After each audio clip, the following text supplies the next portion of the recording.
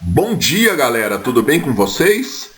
Eu sou o professor Rafael Nolli e nós estamos aqui para mais uma aula de geografia. Nós iremos analisar os blocos econômicos. Partiu, galera!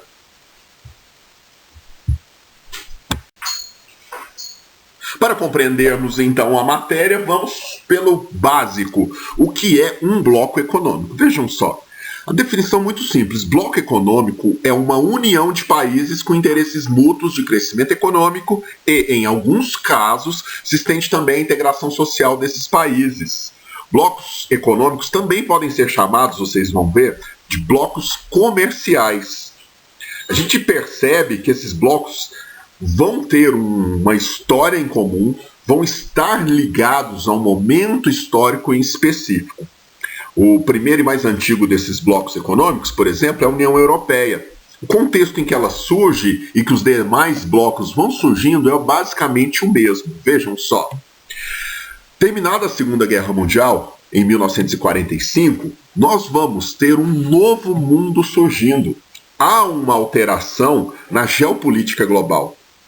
Há novas formas de compreender o mundo, novos agentes na economia atuando. Então, o que nós temos? Nós temos um Estados Unidos que sai muito forte da Segunda Guerra Mundial economicamente, diante de uma Europa que foi o palco da guerra e assim sai destruída, com a sua estrutura devastada, as indústrias, toda a infraestrutura de transporte. Então, uma solução encontrada naquele momento foi se organizar, unir para que houvesse uma possibilidade de competição no mercado econômico que se formava ali, com os Estados Unidos muito poderosos. A União Europeia não surge com esse nome, mas ela surge inicialmente com a proposta de ser uma união entre países para que consigam fazer frente a um país tão poderoso que sai da guerra tão mais forte do que entrou, dominando o mercado. É uma questão então de geopolítica, ok? Vamos para o próximo tópico para aprofundarmos essa ideia. Nessa aula em específico, nós não vamos falar de cada bloco que existe, porque nós teremos uma aula só para isso. Então, quando eu digo que o contexto histórico é esse e que surge a União Europeia com outro nome, não se preocupem, nós iremos ver numa aula especial a evolução da União Europeia e o surgimento dos blocos e suas características em particular, ok? Então, continuando, vejam só, quando um grupo de países se une, eles vão ter vantagens e desvantagens. E aqui, rapidamente, a gente pode ver, por exemplo, algumas vantagens. Olhem só. Menor custo dos produtos, como consequência da maior produção para atender o mercado consumidor. Se um grupo de países se une, eles conseguem, assim, produzir em maior quantidade e, com isso, diminuir os custos. Simples. Com a disseminação da tecnologia entre os países membros, maior eficiência na produção, na comercialização e administração. A integração não é só econômica, nós estamos vendo, os países se unem também com uma colaboração de troca de informações e tecnologia, com transferência de informações e de tecnologias, fazendo com que esse grupo de países se torne mais competitivo ou tenha maior eficiência. Outra vantagem, por exemplo, muito comum, que nós vamos analisar mais adiante, é que um grupo de países unido em um bloco, esse grupo pode conseguir preços melhores entre eles, a partir da eliminação de tarifas, diminuição de impostos, criação de regras de circulação. E, por fim, uma outra vantagem, aumento do consumo, que permite maior rapidez no ciclo de produção. Simples. Algumas vantagens que nós podemos ver. Logicamente, isso aqui é um resumo didático, mas eu creio que a partir dele nós conseguimos ter um panorama geral. Desvantagens. Qualquer empresa que queira participar de um bloco comercial faz concessões. Isso é normal. Muitos países, aqui fala de empresa, mas alguns países, é melhor colocar assim para ficar mais claro, alguns países aceitam participar de um grupo, de um bloco, fazendo concessões. exigindo alguma coisa, ou seja, uma exigência de que um determinado país diminua seus impostos, ou até exigências mais profundas mesmo, entrar no bloco em troca de algum país parar de produzir determinado produto para que a concorrência seja eliminada ou diminuída. Na nossa aula de blocos em específico, nós veremos que isso é algo bastante comum. Se discute muito também a questão como desvantagem da perda da soberania nacional. Veja, ao entrar num grupo, num bloco econômico, alguns países devem criar regras e há um movimento dentro desses blocos que aponta uma perda da identidade nacional ou da soberania a partir do momento que a cultura de um outro povo, de um outro país, entra com mais facilidade na sua, e a questão da soberania pode ser entendida com uma visão de que as nossas leis específicas estão sendo relaxadas, estão sendo repensadas a partir da imposição de um bloco. Nós estamos abrindo mão de defesa de fronteira ou de algo relacionado às leis locais para aceitar leis de um bloco, leis internacionais, digamos assim. Então aí existe mesmo uma crítica muito séria. Nós estamos vendo aqui como uma desvantagem, que é a ideia de um medo de que a soberania nacional seja ameaçada a partir do momento que o país vai fazer concessões, vai abrir mão de algumas regras, de algumas leis nacionais. Ok? Enfraquecimento do multinacionalismo perante o regionalismo criado por blocos comerciais cada dia mais potentes. É o que eu disse, né? Uma ideia de que ao entrar em um bloco eu estou abrindo mão também de uma certa identidade nacional, a partir do momento que eu estou abrindo espaço para visões, leis e comportamentos de outros países, integrando o meu país ao país diferente do meu. E por fim, última desvantagem, a polarização geopolítica do mundo. Nessa luta, as pequenas nações e os países subdesenvolvidos continuarão a ser os maiores perdedores. É uma questão para se pensar como desvantagem. Nós vamos ver que alguns países pobres, pequenos economicamente, têm uma dificuldade de se integrar. Eles não fazem parte de grandes blocos e eles acabam ficando isolados dentro dessa nova dinâmica comercial e econômica que surge. Países pequenos acabam ou sendo absorvidos por blocos muito grandes, e ali dentro eles são completamente eliminados e apagados, ou eles ficam à parte desses blocos sem conseguir fazer frente diante de um mundo que tem grupos unidos tão poderosos agindo em conjunto, ok? Assim, diante de tudo que foi exposto aqui, nós chegamos na parte mais importante e significativa da nossa aula, que é os tipos de blocos econômicos que existem. Ou melhor, para ficar mais claro ainda, os tipos, as formas de integração que existem. Então veja, quando um grupo de países se organiza em um bloco econômico ou comercial, a forma mais simples de integração é chamada de zona de livre comércio. O que uma zona de livre comércio propõe? Vejam só. Livre circulação de mercadorias, ou seja, não há impostos na circulação de produtos entre os países membros. Pode ser um pequeno exagero dizer que não há impostos. O que geralmente acontece é que os países membros de uma zona de livre comércio determinam entre eles a redução de alguns impostos, a criação de impostos específicos para os seus produtos, podendo haver aí mesmo a redução de impostos ou a eliminação. Eu vendo para você determinados produtos sem impostos e você me vende também sem impostos alguns produtos. É a base da zona de livre comércio, ok? Uma questão importante, a moeda nacional é mantida. Os países que adentram numa zona de livre comércio não abrem mão da sua moeda nacional. Cada país define um imposto de importação para os produtos vindos de nações não pertencentes ao bloco e as regras para o trânsito de capitais, serviços e pessoas.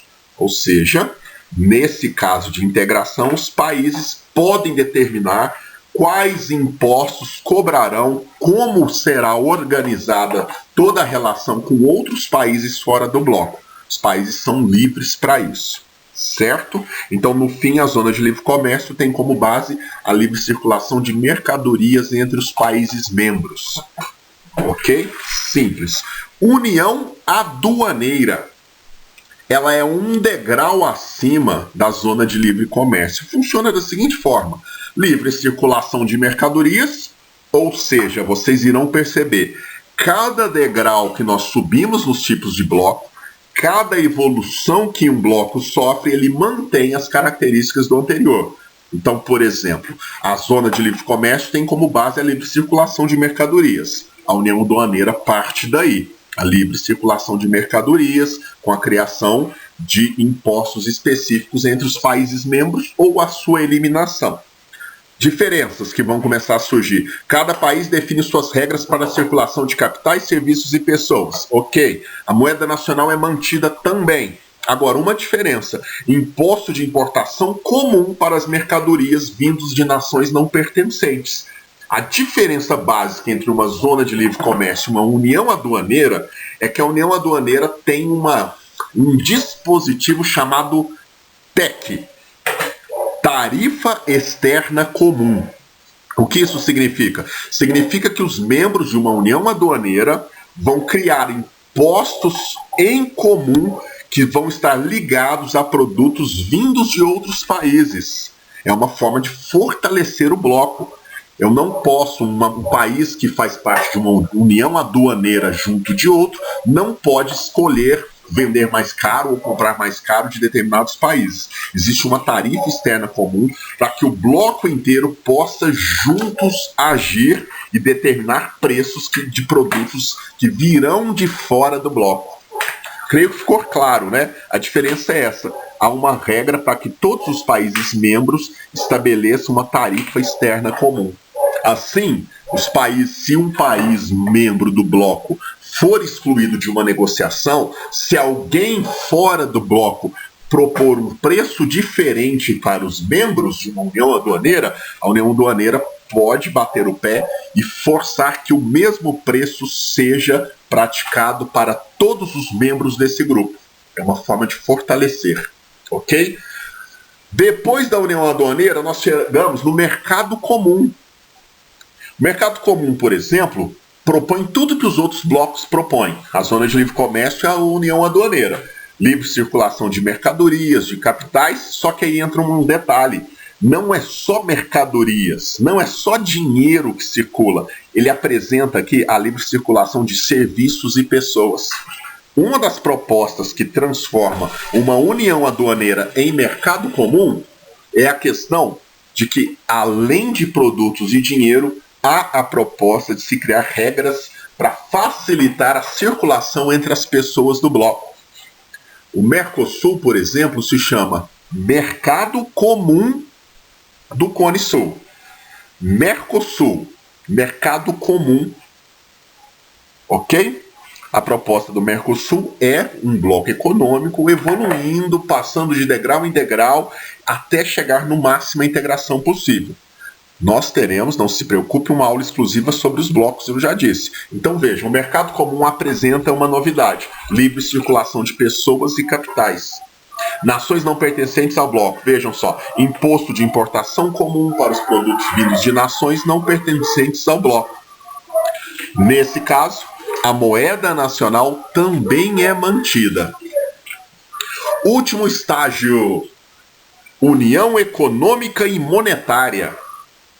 Livre circulação de mercadorias, de pessoas, tudo que tem nos outros, nós temos aqui, com um acréscimo de, vejam só, nós teremos aqui uma moeda comum e o melhor exemplo é a União Europeia, que é uma zona de livre comércio, também funciona como uma união aduaneira, passou por mercado comum por muito tempo, chamado Mercado Comum Europeu, e hoje se chama União Europeia. Prevê a livre circulação de mercadorias, imposto comum para produtos de fora do bloco, livre circulação de capitais, serviços e pessoas, tem uma moeda comum que no caso da União Europeia é o euro. O Mercosul surge com essa proposta. de se transformar numa união econômica e monetária. Ok? Agora que já sabemos os tipos de integração dos blocos econômicos, eu deixo aqui o assunto que vai ser discutido na nossa próxima aula.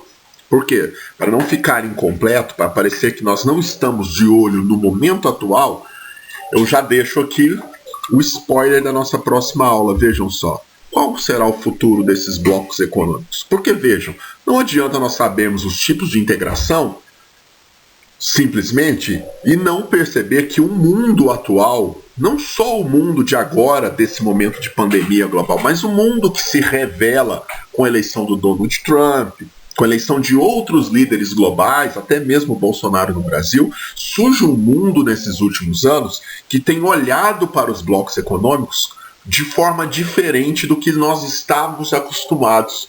Então eu deixo aqui uma reflexão para a gente discutir especificamente em uma outra aula, que tudo que nós vimos é uma realidade que está sendo repensada nesse exato momento. Por exemplo, nós temos aqui o NAFTA, o bloco econômico que os Estados Unidos faz parte com o México e o Canadá.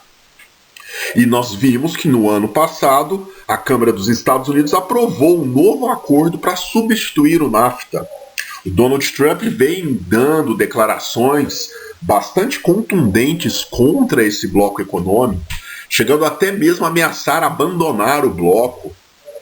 Nós vamos ver por quê. Então há um momento que nós estamos vivendo que deve ser levado em consideração. Não só o discurso do Trump contra o NAFTA, não só os Estados Unidos estar agora, nesse exato momento, os Estados Unidos estarem nesse exato momento fazendo uma nova proposta, a USMCA, um novo bloco para substituir o NAFTA. Mas nós temos que pensar também, nós acompanhamos nos últimos anos, um movimento muito forte da saída, por exemplo, do Reino Unido da zona do euro, o Brexit, e junto dessa proposta de um dos principais países europeus abandonar a União Europeia, nós vimos reflexos no Brasil também, com o BR-Exit. A saída do Brasil do Mercosul foi discutida e tem sido ventilada de vez em quando entre alguns parlamentares. Ok? Então eu trouxe esse slide só para vocês perceberem que tudo que nós vimos até agora são conceitos gerais para compreender o que são blocos econômicos e como eles se organizam. No entanto, para nós que estamos estudando geopolítica, talvez o mais importante seja estarmos atentos às transformações que estão acontecendo agora, estão paralisadas esse ano por conta da pandemia global, mas são movimentos que estão em curso e que podem alterar profundamente a forma que os blocos funcionam e até mesmo alterar a existência desses blocos. Ok? Então, na tela nós temos aí os principais mercados internacionais, os principais blocos econômicos. Chegamos ao fim da nossa aula. Lembrando que essa é só a primeira de uma série de aulas sobre o assunto. Eu sou o professor Rafael Nolli, nós estávamos numa aula de geografia. Eu agradeço a presença de todos vocês aqui. Obrigado e até a próxima.